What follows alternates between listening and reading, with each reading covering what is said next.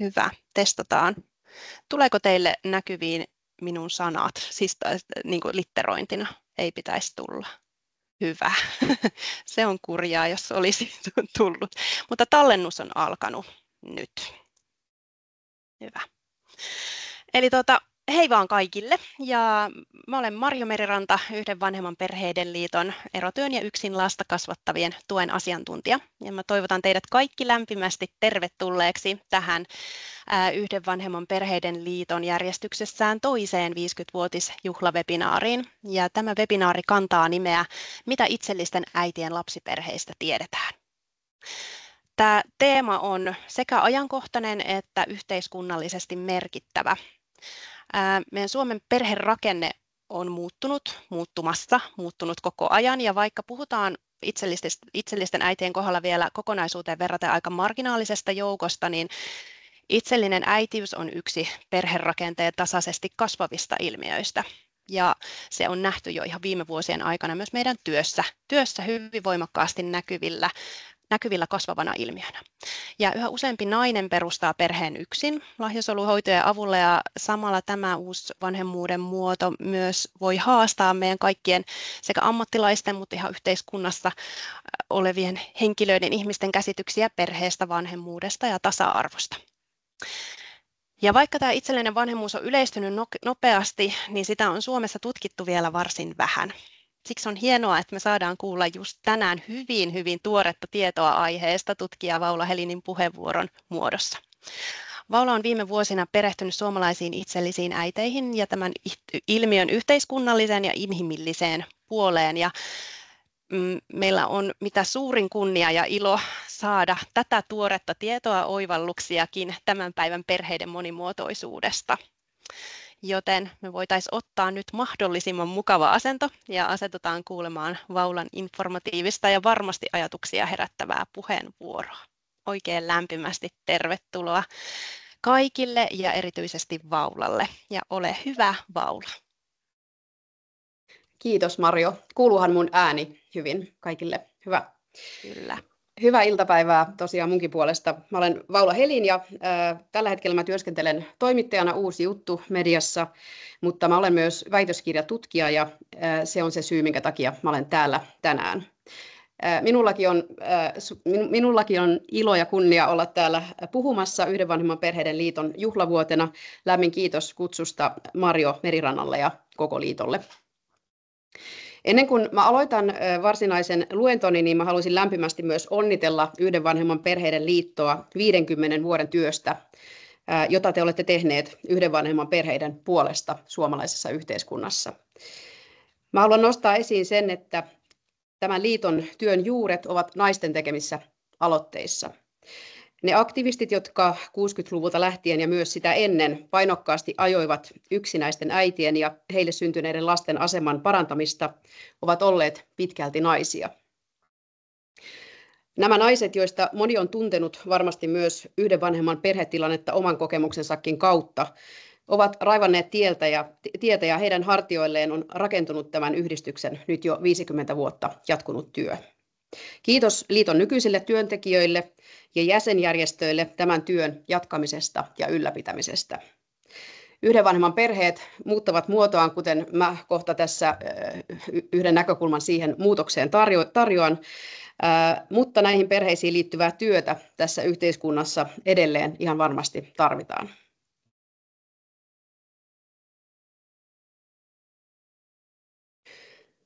Ihan lyhyesti minusta ja siitä, että miksi minulle on annettu tämä aika ja tilaa puhua tästä aiheesta. Mun sosiologian alaan kuuluva väitöskirjani Lapsiperheen rajat liikkeessä, aviottomien äitien perhekäsitykset ja tukiverkostot tarkastetaan ensi viikon perjantaina Itä-Suomen yliopiston yhteiskuntatieteiden ja kauppatieteiden tiedekunnassa. Tämä väitöskirja on jo saatavilla verkossa ja se on hyväksytty, mutta tosiaan tämä julkinen tarkistaminen tapahtuu ensi viikolla ja sitä voi seurata myös streamin kautta, jos aihe tämän luennon jälkeen vielä kiinnostaa. Tässä väitöskirjatutkimuksessa mä olen tarkastellut hieman itsellisiä äitejä laajemmin heteroavioliiton ulkopuolella tapahtuvaa lapsiperheellistymistä 2 aineiston avulla, jotka mä keräsin helsinkiläisiltä äideiltä. Yksi väitöskirjan suomenkielisistä artikkeleista, jonka otsikko näkyy tuossa dialla, poissa mutta läsnä, miespuoliset jäsenkategoriat itsellisten äitien haastattelupuheessa, perustui itsellisiltä äideiltä kerättyyn haastatteluaineistoon. Ja tämän osatutkimuksen havainnoista mä puhun tässä esityksessä. Mä olen myös kirjoittanut yhdessä itsellisen äidin Paula Ojasen kanssa omaelämäkerrallisen tietokirjan Jatulin tarha, lisääntymisemme oudot polut, joka julkaistiin vuonna 2021. Sekä minun että Paulan kohdalla lapsen saamista edesivät lapsettomuushoidot, ja tämä kirja kertoo siitä, että miten lapsettomuushoidot vaikuttavat lapsiperheellistymisen kokemukseen. Uuden jutun toimittajana mä olen jatkanut ja aion edelleen jatkaa lisääntymiseen ja perheisiin liittyvistä aiheista kirjoittamista. Ja tuossa dialla näkyvässä pieni mullistusjutussa kirjoitin esimerkiksi siitä ristiriidasta, jonka olen itse havainnut henkilökohtaisen lapsipäätöksen ja syntyvyyden edistämiseksi tehtyjen toimien välillä.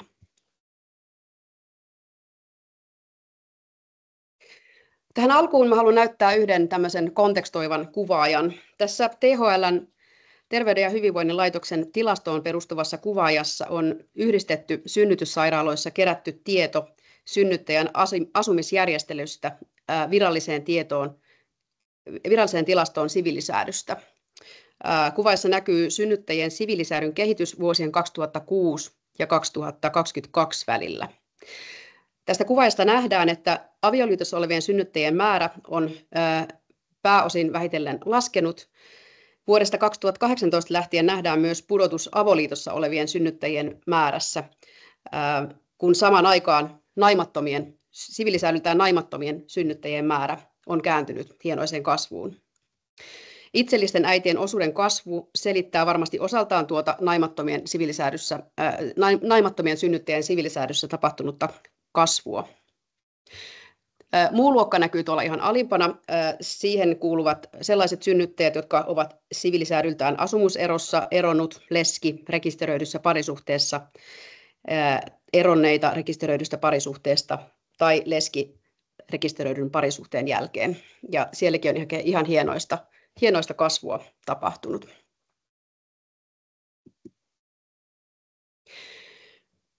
Mun otsikko tänään on Mitä itsellisten äitien lapsiperheistä tiedetään? Ja mä yritän tässä seuraavan noin reilun puolen tunnin aikana vastata tähän kysymykseen 3 vähän erilaisesta näkökulmasta. Ensin mä pyrin vastaamaan kysymykseen, että mikä on itsellisen äidin lapsiperhe ja miten se on historiallisesti ja kulttuurisesti muotoutunut. Tai enemmänkin ehkä, että miten määritelmä siitä, minkälaisia määritelmiä itsellisen äidin lapsiperhe ja itsellinen äiti tällä hetkellä Suomessa käsittävät. Sitten mä kerron jotain siitä, että mitä voidaan sanoa itsellisten äitien lapsiperheiden määrästä Suomessa. Ja kolmanneksi mä kerron siitä, että mitä uutta itsellisten äitien lapsiperheet tuovat suomalaiseen yhteiskuntaan, jossa lapsiperheellistyminen moninaistuu, mutta heteroydinperhe on edelleen vallitseva perheellistymisen normi.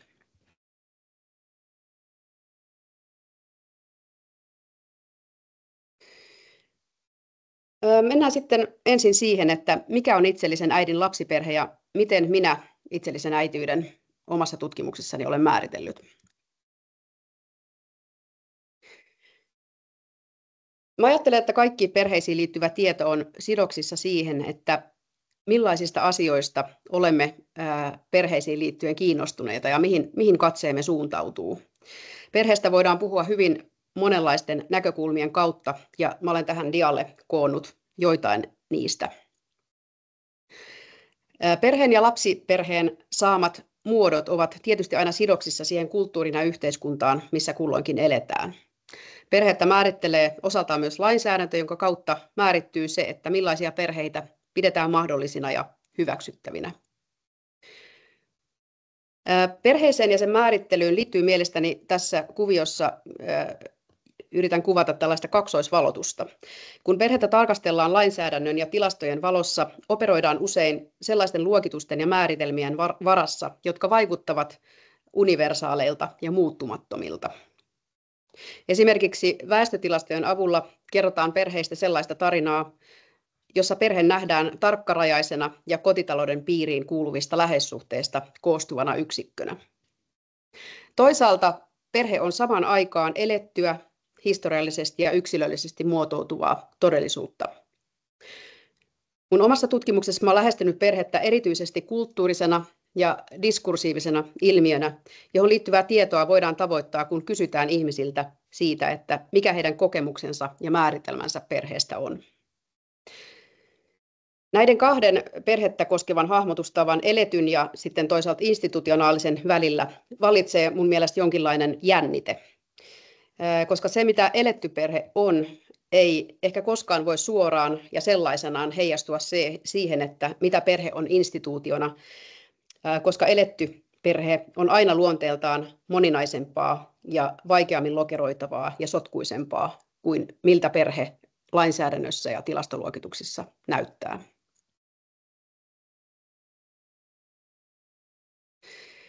Mä ajattelen, että itsellisen äidin lapsiperhe sijaitsee tällä hetkellä jossain siellä institutionaalisen ja eletyn perheen välimaastossa. Itsellisten äitien lapsiperheitä ei tällä hetkellä tilastoida systemaattisesti, mutta perhetyyppi tunnistetaan kuitenkin institutionaalisesti joiltain osin. Itsellisillä naisilla on ollut oikeus hedelmöityshoitoihin julkisin varoin käytännössä vuodesta 2019 ja vuodesta 2007 lähtien hedelmöityshoitolain myötä itselliset naiset ovat voineet ylipäänsä mennä hedelmöityshoitoihin, mutta tosiaan julkisin varoin vasta vuodesta 2019. Lisäksi sellaisissa yhden vanhemman perheissä, joissa toista elatusvelvollista vanhempaa ei ole vahvistettu, kuten itsellisen äidin lapsiperheessä, lapsella on oikeus elatustukeen. Mä ajattelen, että nämä ovat tavallaan sellaisia jälkiä, joita institutionaalisissa käytännöissä näkyy itsellisistä äideistä ja heidän lapsiperheistään. Omassa tutkimuksessani mä näen itselliset äidit osana aviottoman äitiyden laajenevaa kirjoa. Avioton äiti on mun väitöstutkimukseni alaotsikossakin mainittu käsite, ja mä oon siitä paljon väitöskirjaprosessini aikana keskustellut erilaisissa yhteyksissä. Voiko tällaista käsitettä enää käyttää? Onko se vanhentunut? Mitä se oikeastaan kertoo? Äitiys määrittyy aviottoman äidin käsitteessä avioliiton puuttumisen näkökulmasta, mutta näistä tavallaan puutteista huolimatta mä ajattelen, että avioton äitiys on edelleen käyttökelpoinen sateenvarjotermi. Sillä aviottomuuden kautta päästään käsiksi niin kuin naisten ja äitien näkökulmasta siihen, että millaisia muutoksia lapsiperheen muodostuksessa on meidän yhteiskunnassa meneillään. Avioton äiti voi siis elää avoliitossa kumppaninsa kanssa tai rekisteröidyssä parisuhteessa. Hän voi olla naimaton yksinhuoltaja, eronnut nainen, jonka lapsen toinen vanhempi asuu toisessa kotitaloudessa. Hän voi olla myös itsellinen äiti, leski tai kumppanuusvanhempi. Ja aviottomia äitejä voidaan siis erotella toisistaan paitsi siviilisäädyn perusteella, myös sillä perusteella, että onko äidin ja lapsen elämässä mukana lapsen biologista isää tai toista elatusvelvollista vanhempaa. Avioton äitiys ei itsessään ole siviilisäätytermi, jota käytettäisiin väestötilastoissa äitien tilanteiden luokitteluun. Mutta tosiaan tällaisena sateenvarjokäsitteenä tutkimuksessa huomasin, että se on käyttökelpoinen, ja väitöskirjani yhteenvedossa, joka on suomenkielinen teksti, niin perustelen sitä, että miksi tätä termiä käytän tutkimuksessani. Mutta itselliset äidit tosiaan ajattelevat, että he ovat osa tätä aviottomien äitien joukkoa. Ja aviottomuus on ollut mun tutkimuksessa näkökulma, jonka avulla mä oon voinut sitä lapsiperheellistymisen moninaistumista hahmotella.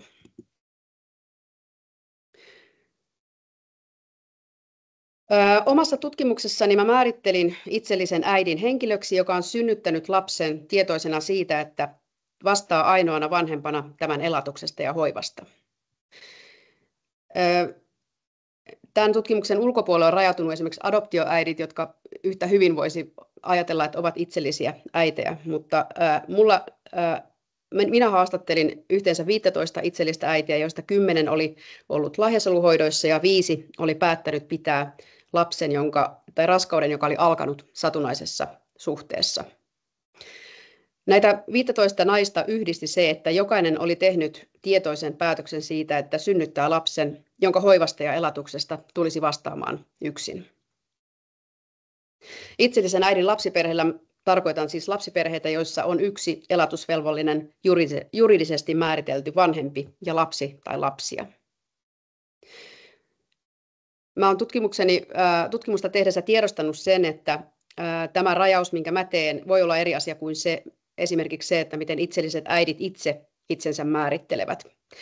Mä en ole sitä tutkinut, että miten itsellisen äidin identiteetti muotoutuu ja miten naiset identifioituu tähän itsellisen äitiyden käsitteeseen, mutta tiedostan, että siinä voi olla erilaisia lähestymistapoja ja tämä mun tekemä rajaus on yhden tutkimuksen puitteissa tehty rajaus.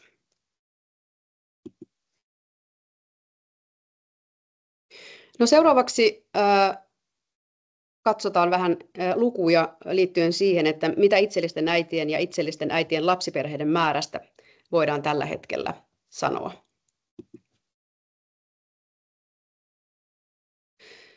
Suomen virallisissa tilastoissa itsellisten äitien lapsiperheet luetaan äiti- ja lapsia perheisiin, joita on noin 20% lapsiperheellisestä väestöstä. Yhteensä lähes 110 000 perhettä. Tämä kertoo kuitenkin tosi vähän siitä, että mikä itsellisten äitien lapsiperheiden määrä todellisuudessa on. Tilastokeskus poimi mun pyynnöstä pari vuotta sitten sellaisen 2-vuotiaiden lasten lukumäärän, joilla on biologinen suomalainen äiti eikä tiedossa olevaa toista vanhempaa. Tässä poiminnassa pyrittiin minimoimaan se, että maahanmuuttajataustaisten äitien lapsilla saattaa puuttua rekisteristä toinen juridinen vanhempi, vaikka sellainen olisi olemassa. Ja tässä on huomioitu myös se, että tätä nuorempien tai 2 vuotta nuorempien lasten kohdalla toisen vanhemman rekisteröintejä saattaa vielä muutenkin puuttua väestörekisterijärjestelmästä.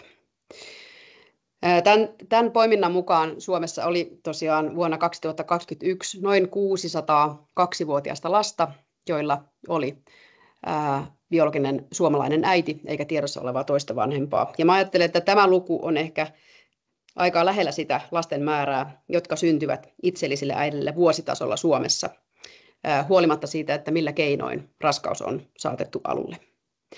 Ja toki tämä luku on tosiaankin vuodelta 2021. Tässä on 4 vuotta ehtinyt kulua ja uskoisin, että se olisi esimerkiksi viime vuonna ollut jo hieman suurempi.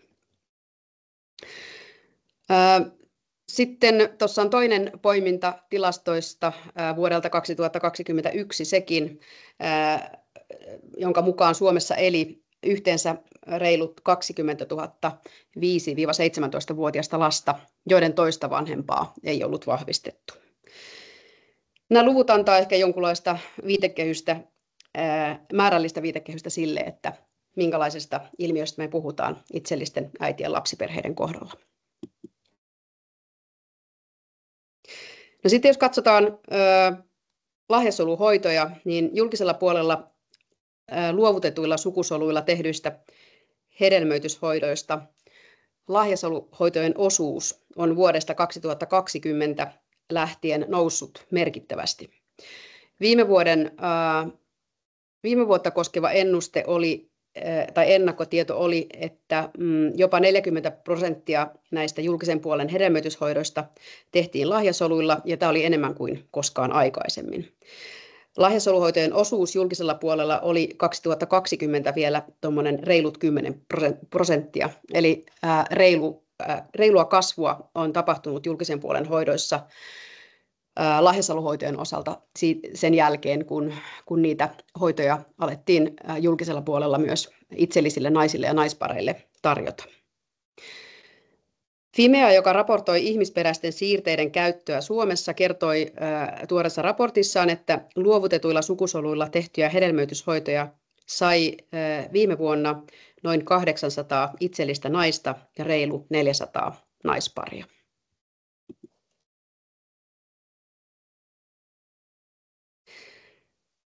Tällä dialla näkyy puolestaan sellaisten siviilisäilyltään naimattomien naisten synnytysten lukumäärä, joiden kohdalla raskaus on saanut alkunsa hedelmöityshoidoilla. Ja nämä ehkä kuvaa sitä joukkoa, jotka on tosiaan lähtenyt lahjasoluhoitoihin ja saaneet lapsen sitten niiden seurauksena. Eli sitä niin kuin vähän rajattua, mutta ehkä sitä suurinta itsellisten äitien joukkoa. Kuten tästä pylväskuviosta nähdään, näiden synnytysten määrä on lähes kolminkertaistunut reilun 10 vuoden aikana. Tuo ensimmäinen lyhinpalkki kuvaa vuotta 2011 ja sitten hypätään 10 vuotta eteenpäin. Eli ja sitten tuossa on itse asiassa 2 vuoden, sitten mennäänkin vuosi kerrallaan. Eli tuossa on 10 vuoden gäppi noiden matalimman pylvään ja sitä seuraavan pylvään välillä. Naimattomat naiset, joiden raskaus oli alkanut hedelmöityshoidolla, sai viime vuonna lähes 500 lasta Suomessa. Ihan vertailun vuoksi mä kerron vähän Tanskan lukuja. Tanskassa itselliset naiset ovat päässeet lahjasoluhoitoihin julkisille klinikoille vuodesta 2007 lähtien. Eli siellä tilanne on ollut sikäli erilainen kuin Suomessa. Ja Tanskassa tällä hetkellä arviolta noin 1200 lasta syntyy yksin eläville naisille. Ja yleisesti journalistisesta lähteestä poimin tällaisen tiedon, joka on ihan luotettava myöskin, mutta yleisesti alle 30-vuotiaiden hoitoihin yksin hakeutuvien määrä on ollut Tanskassa kasvussa 2010-luvulta lähtien. Eli ilmiö ei ole siellä pelkästään niin kuin, sitä niin kuin noin 40-vuotiaiden tai 40 lähestyvien naisten kohdalla yleinen, vaan myös alle 30-vuotiaat naiset hakeutuvat enenevässä määrin hoitoihin.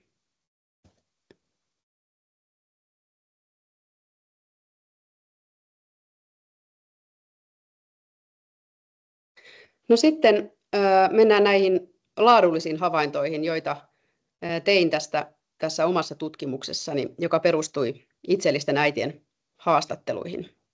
Mä en tässä esityksessä mene tutkimusprosessiin tai teoreettisiin käsitteihin, vaan mä yritän kertoa jotain semmoista kiteyttävää siitä, että mihin ne mun tutkimuksessa analyysissä tekevät havainnot liittyivät.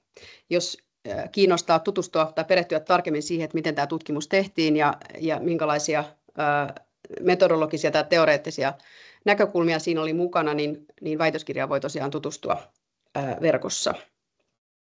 Ja sieltä väitöskirjan lopusta löytyy myös nämä yksittäiset tutkimusartikkelit. Mä oon pohtinut mun tutkimuksessa sitä, että miten itsellisen äidin lapsiperhe muuttaa lapsiperheeseen liitettyjä ihanteita. Siksi mä tässä aluksi muistutan ensin taustaksi siitä, että mitä suomalaisessa yhteiskunnassa on pitkään ajateltu hyvästä ja lapsen edun mukaisesta perheestä. 1900-luvun jälkipuoliskolta lähtien ajatus on ollut pitkälti se, että lapsen kannalta paras mahdollinen perhe muodostuu vanhempien heteroseksuaalisesta parisuhteesta ja tässä suhteessa syntyneistä geneettisistä jälkeläisistä sekä äidin ja isän toisiaan täydentävistä sosiaalisista rooleista. Tällä ajatuksella 2 eri sukupuolta olevan vanhemman muodostamasta perheestä on syvät juuret suomalaisessa perhepolitiikassa ja palveluissa, kuten tutkijat ennen minua ovat osoittaneet. Isän oikeudet ja sosiaalinen rooli alkoivat korostua perhepolitiikassa 1970-luvulta lähtien, samalla kun avioliiton ulkopuolelle syntyneiden lasten aseman parantamiseksi tehtiin useita lakimuutoksia. Ja tämä isän merkityksen korostuminen vaikutti myös siihen, että minkälaisia odotuksia äitiyteen kohdistettiin. Minna Rantalaiho on tutkimuksessaan kuvannut sitä, kuinka yksinhuoltaja-äideille sälytettiin tässä yhteydessä erityinen tehtävä tukea sitä lapsen ja puuttuvan isän välistä suhdetta.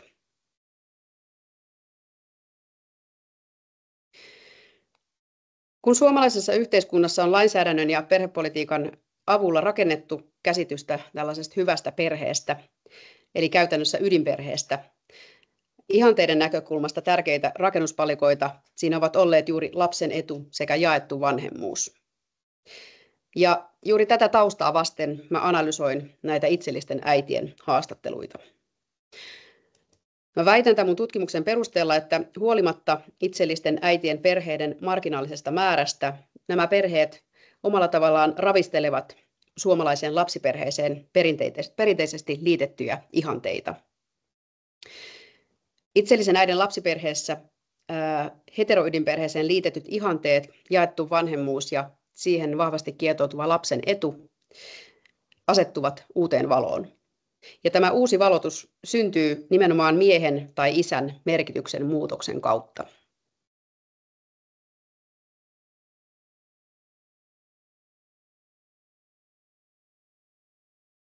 No mitä tämä muutos, miehen tai isän merkityksen muutos oikein tarkoittaa? Mä pyrin sen jollain tavalla kiteyttämään tälle dialle. Tähän mä kokosin näitä ulottuvuuksia, joihin miehen merkityksen muutos, joihin mä aineistoni perusteella katson, että miehen merkityksen muutos näissä itsellisen äidin lapsiperheissä liittyy, ja jotka samaan aikaan heijastelee näitä heteroydinperheeseen sisältyvän miehen toivottuja ominaisuuksia. Heteroydinperheessä miehen ajatellaan olevan parisuhdekumppani lapsen äidille, ideaalitapauksessa ainakin näin, lapsen biologinen isä ja myöskin lapsen sosiaalinen isä. Ja juuri tämä sosiaalisen isän merkityksen kasvu on ehkä sellainen, jota vieläkin voimme havainnoida siinä, että kuinka miehet vähitellen enenevästi käyttävät myös perhevapaita. Mutta itsellisen äidin lapsiperheessä tämä parisuhdekumppanuus lapsen isän kanssa ensinnäkin näyttäytyy asiana, josta voidaan luopua.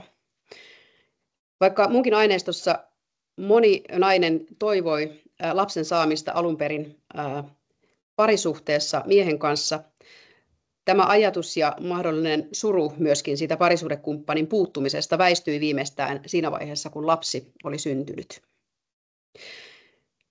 Lapsen synnyttyä myös vahvistui ajatus siitä, että lapsi ja äiti ovat riittävä lapsiperhe sellaisenaan. Siitä lapsen ja äidin muodostamasta perheyksiköstä tuli eräänlainen itsestäänselvyys, että siinä on kaikki, mitä tarvitaan. Toiseksi itsellisen äidin lapsiperheissä syntyneen lapsen biologinen isyys tuntui erityisesti lahjasolualkuisten perheiden kohdalla ikään kuin kapenevan sukusolujen luovuttajan rooliin.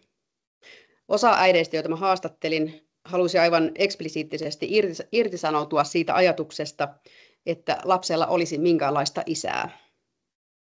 Samalla moni kuitenkin halusi kertoa kasvavalle lapselle kiltistä ihmisestä, joka oli mahdollistanut lahjasolulla lapsen elämän ja myös tämän lapsen ja äidin ja lapsen muodostaman perheen.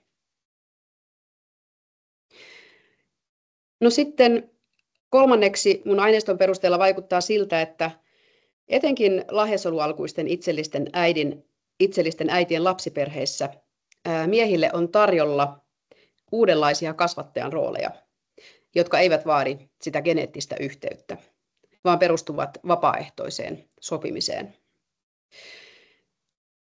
Moni mun haastattelema äiti kertoi ja kuvaili tämmöisiä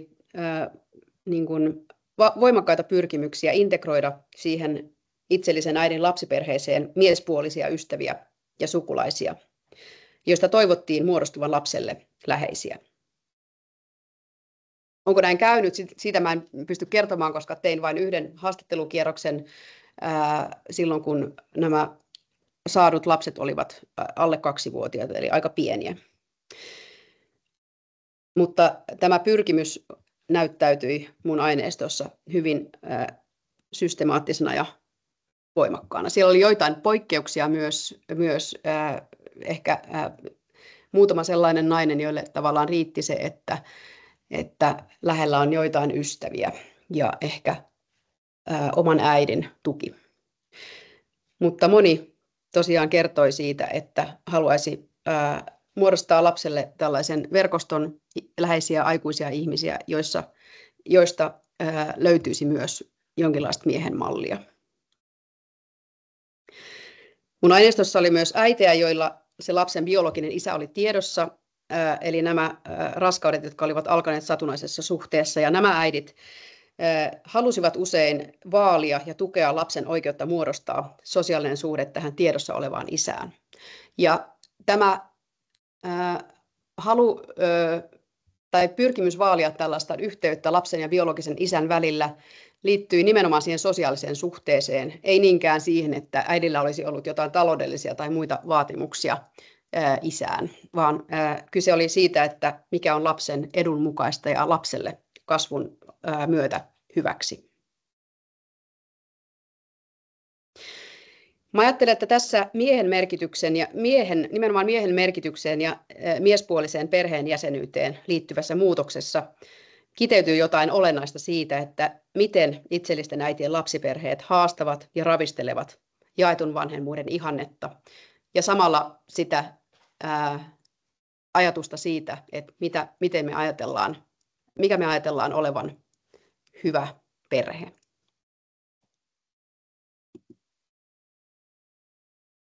Samalla tässä on selvästi mun mielestä syntymässä jotain uutta, uudenlaisia ihanteita, uudenlaisia tapoja puhua lapsiperheestä ja elää myöskin lapsiperheenä.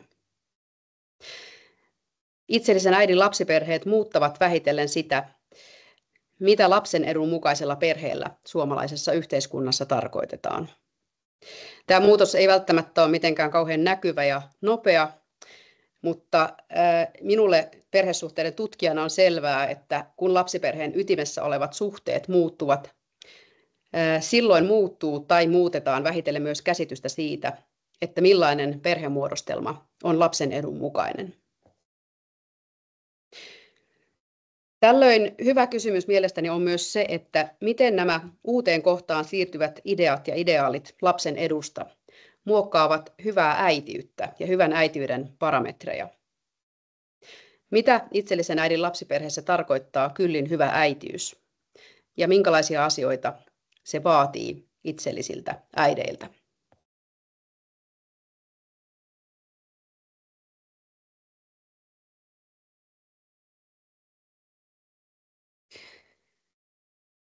Mä ajattelen, että hyvä äitiys itsellisen äidin lapsiperheessä liittyy esimerkiksi tässä dialla näkyviin uudenlaisiin kysymyksiin, joita mun haastattelemat naiset tavalla tai toisella sanoittivat. Näissä keskusteluissa paljon pohdittiin sitä, että millainen on lapsen edun mukainen alkuperä silloin, kun lapsi hankitaan yksin. Onko anonyymi luovuttaja jollain tavalla parempi lapsen kannalta, kun lapsi kasvaa ja aikuistuu, vai olisiko tuttu luovuttaja pikemminkin sellainen? Aiemmassa tutkimuksessa on huomattu, että anonyymiä luovuttajaa itselliset äidit pitävät tai itselliset naiset pitävät anonyymiä luovuttajaa turvallisempana vaihtoehtona tulevaisuutensa kannalta, koska tuttu luovuttaja sisältää monille riskin siitä, että lapseen liittyviä sopimuksia kyseenalaistettaisiin jossain vaiheessa. Anonyymi luovuttaja mahdollistaa sen lapsen ja äidin muodostaman perheyksikön eheyden jotenkin eri tavalla, ja nainen pystyy anonyymiä luovuttaja käyttänyt itsellinen äiti pystyy suojelemaan sitä omaa perheyksikköään tai ainakin luomaan ajatuksen siitä, että se on helpommin suojeltavissa kuin silloin, jos mukana olisi tuttu luovuttaja. Toinen kysymys, mistä haastateltavani paljon puhuivat, oli se, että miten lapsen alkuperään liittyvä tarina pitäisi kasvun eri vaiheissa sanoittaa. haastattelin äitejä, joiden lapsi oli vielä hyvin pieni, ja äidit puhuivat hyvin yhdenmukaisesti siitä, että miten he haluavat tästä luovuttajasta ja lapsen alkuperästä lapselle kertoa. Ja tähän varmaan liittyy se, että lahjasoluneuvonnassa annetaan myös tähän sanoittamiseen liittyviä ohjeita. Mun mielestä on kiinnostava kysymys, kun yhä useampi lahjasolualkuinen itsellisen äidin lapsi tulee täysi-ikäiseksi ja hänellä on oikeus selvittää luovuttajan alkuperä, jos hän niin haluaa, että millaisia kysymyksiä tähän alkuperään liittyy lapsen kasvun eri vaiheissa. Sitä toivottavasti tutkitaan joskus jatkossa sitten enemmän. No sitten kolmas asia, mikä mun mielestä liittyy, tai mikä mun havaintojen mukaan liittyy juuri tähän hyvään äitiyteen ja mitä tutkittavat sanoittivat, oli juuri tämä, että millaiset kotitalouden tai tämän äiti-lapsi-dyadin ulkopuoliset suhteet ovat lapsen kasvun kannalta olennaisia ja vaalimisen arvoisia. Moni nainen, kuten aiemmin jo kerroin, suunnitteli etukäteen sitä lapselle saatavilla olevien aikuisten verkostoa. Joidenkin kohdalla lapsen syntymän jälkeen oli jo tapahtunut jonkinlaisia pettymyksiä. Ne aikuiset suhteet, joita äiti oli halunnut integroida tähän itsellisen äidin perheeseen, eivät olleet toivotulla tavalla toteutuneet. Mutta oli myös esimerkkejä siitä, että suuri joukko kotitalouden ulkopuolisia ihmisiä osallistui syntyneen lapsen hoivaan ja oli toivotusti mukana siinä uudessa lapsiperhearjessa. Mä ajattelen, että hyvä äitiys liittyy näihin kaikkiin kysymyksiin, jotka tässä dialla on, ja näitä kysymyksiä, joihin ei vielä toistaiseksi ole vastauksia, niin on muitakin, mutta nämä olivat ne, mitkä omasta tutkimuksestani nousivat esille. Mä päätän mun esityksen näihin kysymyksiin. Mä aloitin kysymyksistä ja lopetan kysymyksiin. Se on ehkä mun tapa lähestyä kaikenlaisia kysymyksiä tai asioita tässä elämässä. Ja toivon itse, että tutkimusta itsellisestä äitiydestä tehdään lisää. Minun tutkimukseni on hyvin kapea näkökulma tähän aiheeseen, jossa on valtavasti kiinnostavia ja tutkimuksen arvoisia asioita. Kiitos, kun kuuntelitte. Lämmin kiitos, Vaula, sinulle, ja nyt mä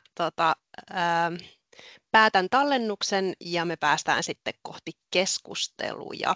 Pieni hetki.